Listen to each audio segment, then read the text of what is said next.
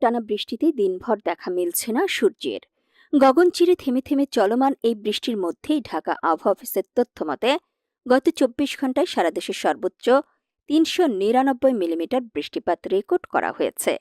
এই অবস্থায় ৯ জুলাই বুধবার ঘণ্টায় সর্বোচ্চ ৬০ কিলোমিটার বেগে ঝড় হতে পারে দেশের ৬ জেলায়। সেই সঙ্গে আগামী ২৪ ঘন্টায় ৪ বিভাগের কোথাও কোথাও অতি ভারী বর্ষণ সহ চট্টগ্রাম বিভাগের কোথাও কোথাও পাহাড় ধসের আশঙ্কা রয়েছে। টানা বৃষ্টিপাত ও অব্যাহত ভারী বর্ষণের কারণে পাহাড়ি জেলা বান্দরবানে দেখা দিয়েছে ভয়াবহ পাহাড় ধসের শঙ্কা।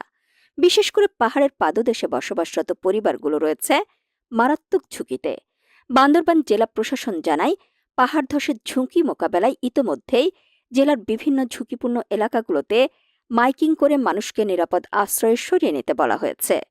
পাশাপাশি ঝুঁকিপূর্ণ পরিবারগুলোর জন্য ২২০টি অস্থায়ী আশ্রয় কেন্দ্র